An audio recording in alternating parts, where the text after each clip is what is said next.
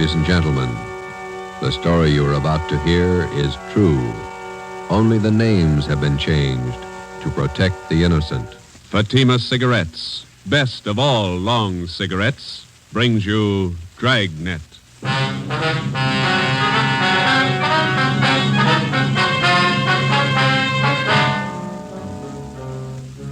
You're a detective sergeant. You're assigned to robbery detail. 2 armed bandits have robbed a large jewelry store in your city. One of the suspects escapes. One is apprehended. He's identified as a friend of yours.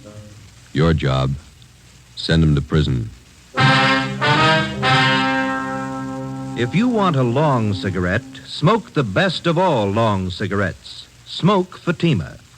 Fatima is the long cigarette which contains the finest Turkish and domestic tobaccos superbly blended to make Fatima extra mild. And that's why Fatima has a much different, much better flavor and aroma than any other long cigarette. That's why Fatima is doubling and redoubling its smokers. So, if you want a long cigarette, smoke the best of all long cigarettes. Smoke Fatima. Dragnet, the documented drama of an actual crime. For the next 30 minutes, in cooperation with the Los Angeles Police Department, you will travel step by step on the side of the law through an actual case from official police files. From beginning to end, from crime to punishment, Dragnet is the story of your police force in action. It was Tuesday, February 8th. It was cold in Los Angeles. We were working the night watch out of robbery detail. My partner's Ben Romero. The boss is Thad Brown, chief of detectives. My name's Friday.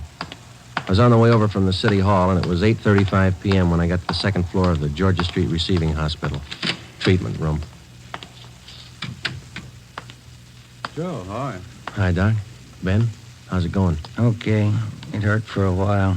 Doc gave me an injection. 1/6 of a grain of morphine, Novocaine injection. Bullet still in your shoulder? Doc's about ready to take it out. As soon as I get the wound cleaned, here's the soap and water, nurse. Alcohol sponge, please. How's it look, Doctor? Well, there's the x-ray. Shallow penetrating wound in the deltoid area. Sludge, larger than the soft tissue right here. Oh, yeah. No bone involvement. Okay, the bullet was spent. That's good. Feel okay? Sure. Nurse, methylate applicators, please. Thanks. Let's see now. Where'd you leave Tyler, Joe? Interrogation room. Reynolds and Thompson are with him. Let me have the probe, nurse. Yeah. Feel anything, Romero? No. That's it. You hear that? Hear what? Located the slug with a probe. Oh. Nurse, forceps. Thanks. Here we go. Oh, steady. You call your wife? No, she don't worry. Here it is, boys. On the market for evidence? Yeah, give it to me, will you? I will. Nurse, sterile saline solution. Irrigate the wound. No sign of Tyler's partner, huh, Joe? Guy got me? No, not yet, no. Sterile dressings, please. How long did you Okay. know this Tyler? Before he went wrong, I mean. I met him in the Army, helped him line up a job when he got out. It's too bad. Sure is funny. Meeting a friend of yours pulled an armed robbery. Must have surprised you, huh? Yeah, kind of. You want me to drive you home when the doc's finished here? Let's go back to the office and talk to Tyler first. Okay. Is that all right, Doc? No. You're staying right here, Romero, till tomorrow morning. If you haven't got a temperature by then, I might release you. Oh, it's only a flesh wound, Doc. I feel all right. I'm not taking any chances with gunshot wounds. If infection set in and you were laid up, I'd have the pension committee to answer to. You're staying here. Sounds like an order. It is. You can pick them up in the P&F ward tomorrow morning. Okay. You gonna need anything, Ben? Yeah. I phoned to tell my wife I won't be home for dinner. His name was Max Tyler, white, male American, age 32. Dark hair, brown eyes, medium build, married, father of twin boys. He was a friend of mine. We served together in the Army overseas, and when the war finished, I came back to my job on the force, and Max went back to his old job. It didn't fit him anymore. He stopped working and started drinking. His wife didn't help much. Max started with small trouble, but it grew fast. On the afternoon of February the 8th, Tuesday, Ben and I surprised 2 men holding up a Main Street jewelry shop. Shots were exchanged, and Ben received a flesh wound in the shoulder. One of the hold-up men escaped. The other one was apprehended. His name was Max Tyler. Hi, Larry. Hi, Joe.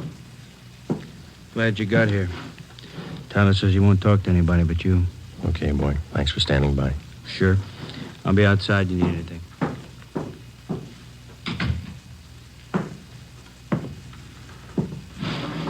Max, Joe? you're in deep this time. You shot a cop. I didn't. This guy was with me. I didn't fire once. You were in on the job. Yeah. And don't expect presents. I don't expect anything, Joe. Glad you came back. I don't want to talk to those other cops. I work in the same department they do, same job. Well, it's easier to talk to you. What's your story? I was crazy to try it. No alibis, Joe, but I didn't know what I was doing, believe me. I just didn't realize. I won't buy it, Max. You told me the same thing 14 months ago when they picked you up for those bum checks you were passing.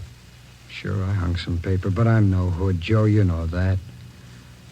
I was drinking. I needed dough for Dorothy and the kids. You gotta believe me. I need a break. You said that before, too. I went to bat for you, got off with 6 months and 3 years probation. Now you turn up with another caper. I know, Joe, I know. I'm sorry. You're sorry once, Max, and it works, but one free ride's enough for anybody. Now, that's it. Did I say I wanted that kind of a break? I'll serve my time, Joe. I'll serve every day I owe. And then what can you tell me you couldn't have told the other cops? I want to ask you a favor. Yeah? I know you're going to hook me on this. So while I'm doing my time, Dorothy and the kids are staying with relatives out in Inglewood. If you're... Well, just keep an eye on them, you know, Joe. I don't mean dough. Dorothy can work, but... Kind of watch out for them, huh? Give them a break, Joe. It's not their fault. You do it, Joe? Yeah. Sure, I'll take care of it. Now, you do something for me. Anything you want, guy. Let's have the straight story. Who was the guy with you on that holdup this afternoon? Cresta, George Cresta, you know him. Out of Folsom, short guy, black hair? Yeah, he's got a room above the Red Owl Bar down on East 3rd near Broadway. That's where he hangs out. Where can we find Cresta now? Oh, maybe there, I don't know. I'll give you a list of the places he goes. Some of his friends I've met. He sure roped me in. Said there wasn't going to be any rough stuff. You were carrying an S&W 38? Sure. When they got outside the jewelry shop, Cresta jammed the gun in my hand. I had to put it away, get it out of sight. Believe me, Joe, he roped me into this. It sounds like an alibi, I know, This but is your second time around, Max. It sounds like one. Okay, I got nothing coming. Don't forget about Dorothy and the kids. Huh? I promised you. Now, you want to give me a full statement on the holdup now? Anything you say, Joe. I'll call for a stenographer. Joe. Yeah, I'm sorry. I am. I believe you. You got the feeling too late, that's all. Max Tyler was arraigned in municipal court 2 days later. Bail was set at $10,000. 3 days after that came his preliminary hearing in municipal court. At his arraignment in Superior Court, 5 weeks after he'd been apprehended, Tyler entered a plea of not guilty. A date was set for his trial in Superior Court. Meantime, the hunt for George Cresta, Max's accomplice, went on. There wasn't a sign of him. Our informants had no lead on him, and the all-points bulletin containing all the information we had on Cresta brought in nothing. On Monday, March 22nd, the trial of Max Tyler was held in Superior Court. Ben and I were subpoenaed to appear. The victim of the holdup, the jewelry store manager, was the first to testify. He was questioned by both the prosecutor and the counsel for the defense. He left the stand at 11:25 a.m. If it please, Your Honor, Counsel for the defense. before the next witness testifies, I'd like permission to approach the bench. Permission granted. Counsel for the prosecution may also proceed. Wonder what that's all about, Joe. Something's up. Hello. Judge is shaking his head. Public defender's going back to the counsel's table.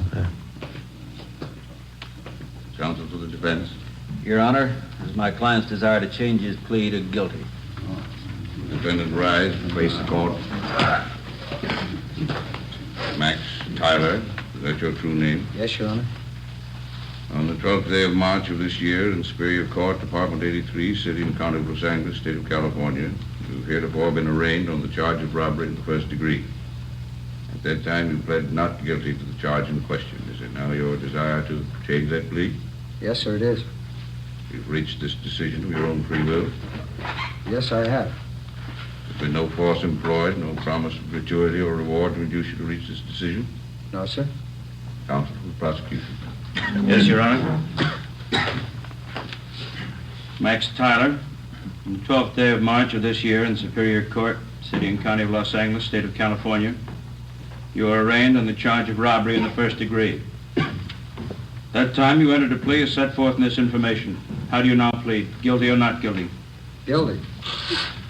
Is it stipulated that at the time of the commission of the robbery, the defendant was armed with a deadly weapon, to wit, a revolver? So stipulated.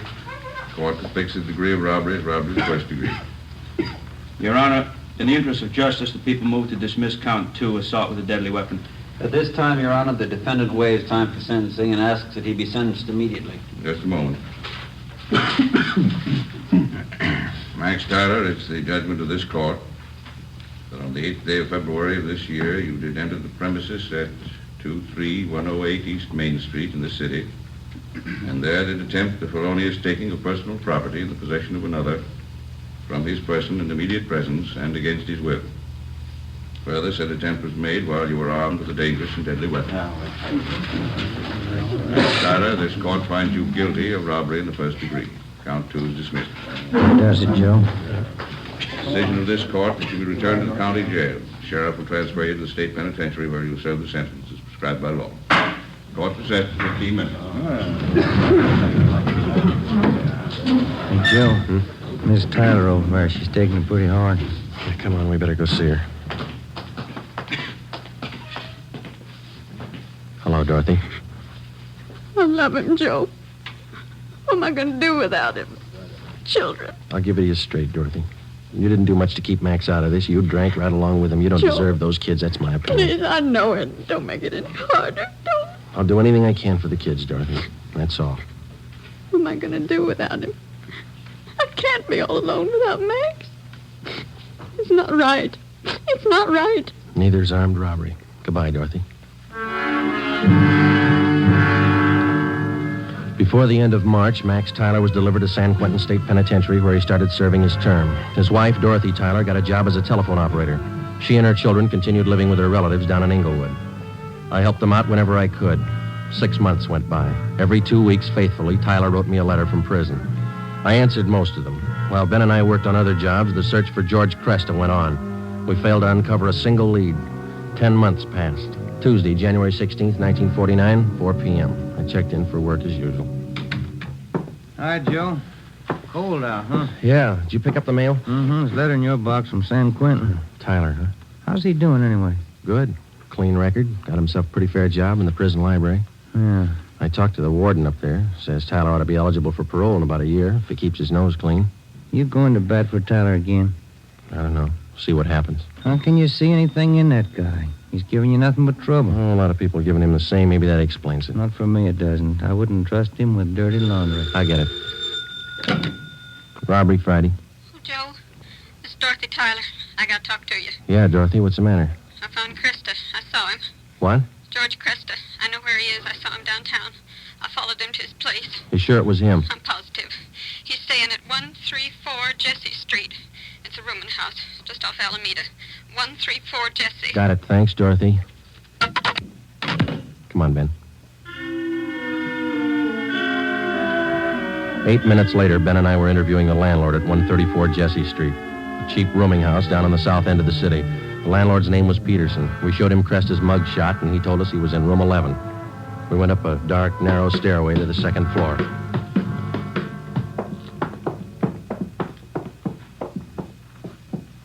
And here we are, number 11. All right, stand clear. I'll try the door. Mm-hmm. It's open. Yeah. Joe, have a look. He's asleep. He's passed out. Come on, slip the cuffs on him.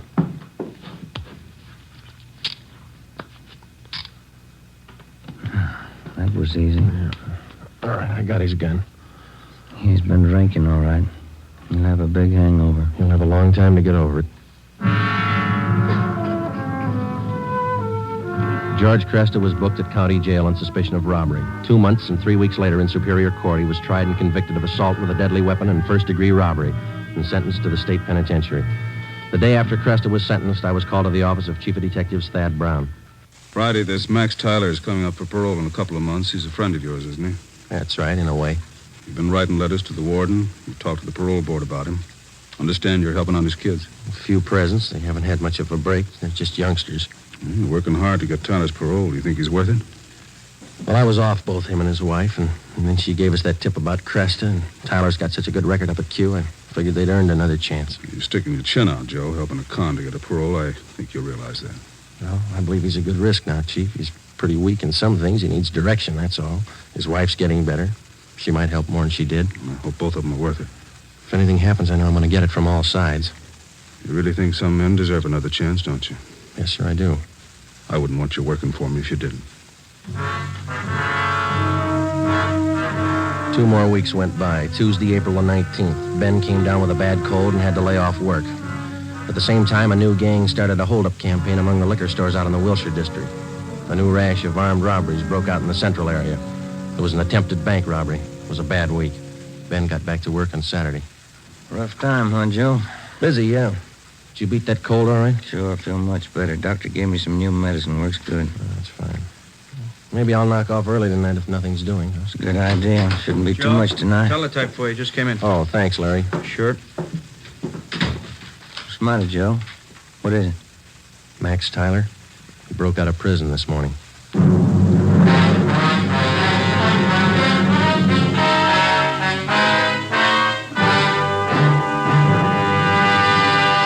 You are listening to Dragnet, authentic stories of your police force in action.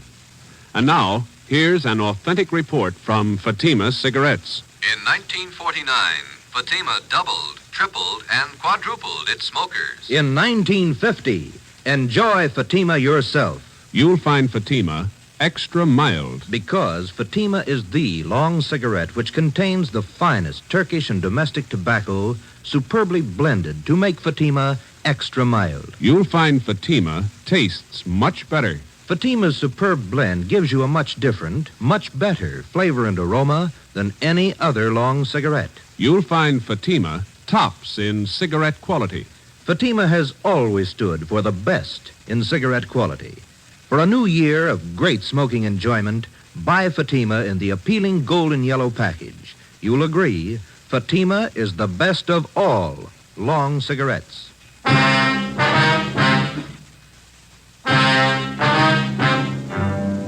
In the course of his career, the police officer is afforded 2 diverse views of the criminal. At first, the rookie cop is taught to distrust the criminal at every turn, without exception. He's schooled in the 1,001 ways in which the criminal operates, his psychology, his mode of operation. Then, when he's thoroughly acquainted with the methods of the criminal and how best to detect them, the police officer starts to learn the most difficult lesson of all: how to distinguish between the confirmed criminal and the lawbreaker, in whom there is hope of rehabilitation.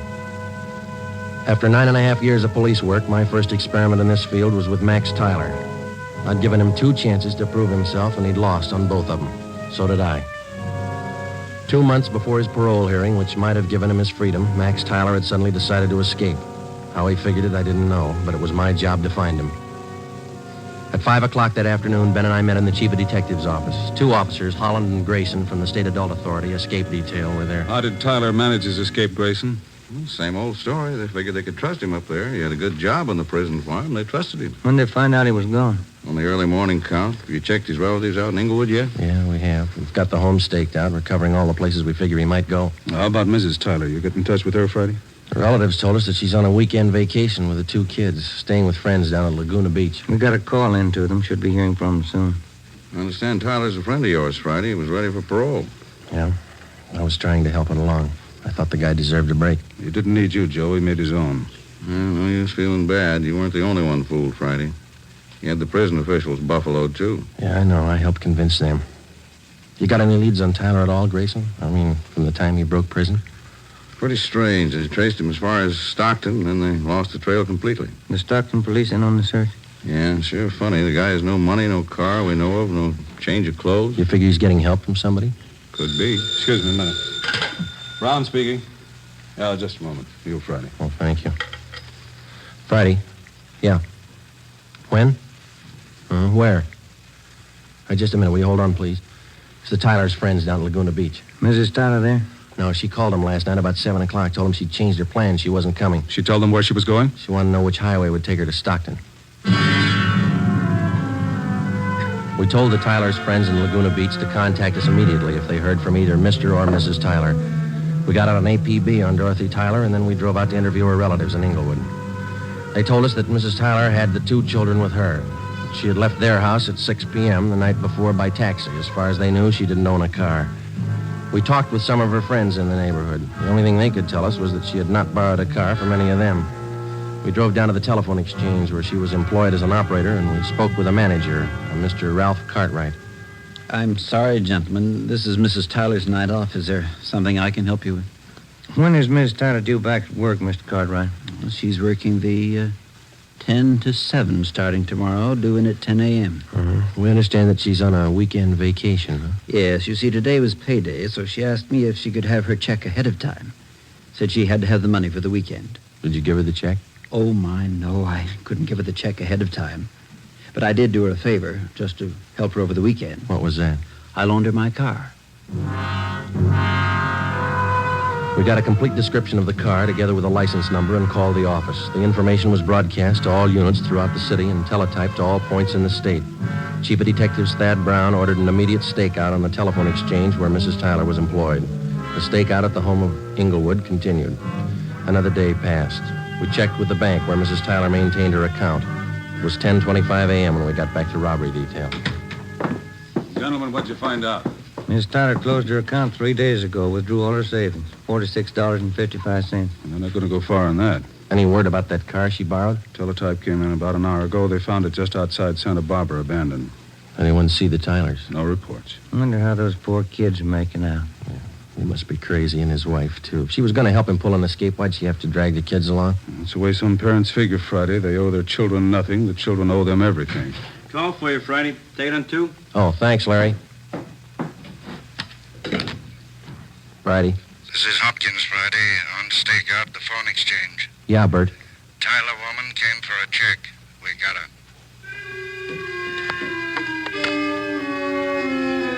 Dorothy Tyler was brought into the city hall. With her was one of her children. He was delivered to the juvenile authorities for the time being. Mrs. Tyler was brought to the interrogation room. She refused to admit anything to the officers from the adult authority. She said she wanted to talk to me. I went in. She threw her arms around me and started crying. Joe, you won't let him get Max, will you? You won't let him. I'm after him as much as they are, maybe more. Where is he? I can't tell you. Why'd you do it, Dorothy? Why? Oh, you know why, Joe. You know why. I had to see him. I had to be with Max. It's a bum deal. You traded days for years. They can't get him. If I don't tell them where he is, they won't find him. They'll find him. He's got to eat, so do you and the kids. He has to go to work, and working with a gun is all he knows. He'll leave a trail. We'll find him. Children. What have they done to the children? Where's Jimmy? They're taking care of him. That's more than you did. Where's your other boy, Vance? Max. Max has him. Oh, that's fine. You and Max ought to be real proud of yourselves. I had to see him. You know that. I had to see Max. Has he got a gun? Has he? Yes. Has he used it? No. He just thought he might need it. He hasn't hurt anyone. I swear it. You helped him escape, is that right? You helped him. He needed help. I met him at San Rafael. We drove all night. He didn't hurt anyone, Joe. He hasn't hurt anyone. Where is he now? Where is he? All right, Dorothy, we'll find him. Joe, if I tell you, will you go alone? I can show you the way. Will you go alone? Yeah? All right. I'll take you to him, Joe. I trust you. Yeah, I trusted him once, too. 5 p.m., Monday, April 25th. Dorothy Tyler, Ben, and I got in the car and headed north for the coast town of Santa Maria. Acting under orders of Chief of Detectives Thad Brown, Larry Thompson from Robbery Detail followed in another car. Holland and Grayson from the State Adult Authority were with him. It was 10 minutes past 8 when we drove through the town of Santa Maria. Just outside the city, Dorothy Tyler directed us to turn off onto a dirt road. We drove about 2 miles. She told us to pull up. Across that field. Shack by those trees. It's lonely out here. I'll go with you, Joe. Maybe Max won't understand. No, you stay here. Joe, that car stopped here. It's cops, Dorothy. It had to be. They won't shoot unless Max does. But you promised. You said you'd go alone. I'll go alone. Friday? Hello, Grayson. Where is he? She tell you? That shack over there across the field by that clump of trees. He's got one of the kids with him, that right? Yeah, he won't be any trouble. He's armed. The cons up at Quentin say he won't be taken alive. They say he'll shoot it out. They talk a lot. You better let us take him. You're not getting paid for this one. I'll take him alone. I made a promise. That guy in the shack's in the habit of breaking promises. I keep mine. Keep an eye on Miss Tyler, will you, Ben? Thompson's watching her. I'm coming with you. I told her I'd go alone. There's 2 doors, front and back. Which one you going in? Front.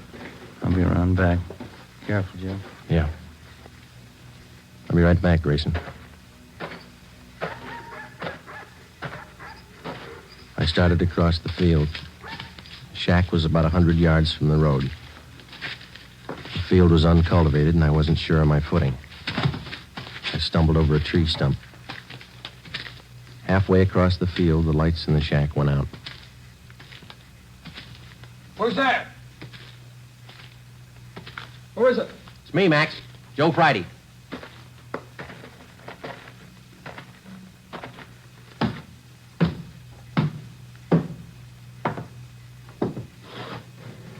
Max? Come on, open up. All right, Max.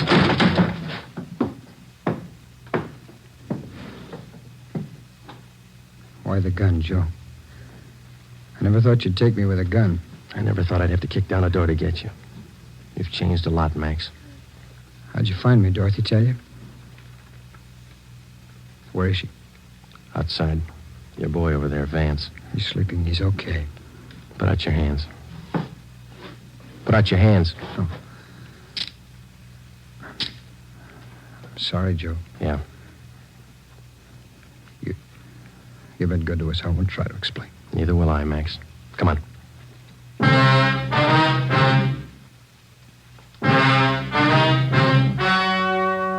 The story you have just heard was true. Only the names were changed to protect the innocent. On June 2nd, trial was held in Superior Court, City and County of Marin, State of California. In a moment, the results of that trial. It's amazing how many long cigarette smokers are changing to Fatima. Here are the actual figures. New York Division. Fatima sales up 132%. Los Angeles Division. Fatima sales up 545%. St. Louis Division. Fatima sales up 548%.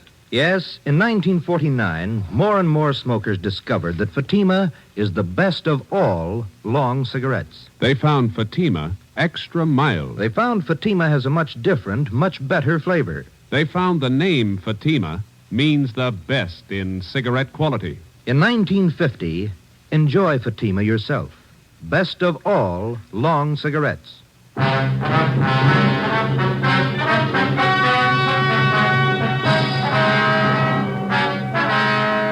Max Tyler pleaded guilty to the charge of escape and was sentenced to the term as prescribed by law. He was returned to San Quentin and then transferred to Folsom Penitentiary, where he is now serving his sentence. You have just heard Dragnet, a new series of authentic cases from official files. Technical advice for Dragnet comes from the Office of Acting Chief of Police, W.A. Wharton, Los Angeles Police Department. Dragnet honors the state of California and the men of the California Highway Patrol, another of America's outstanding law enforcement agencies.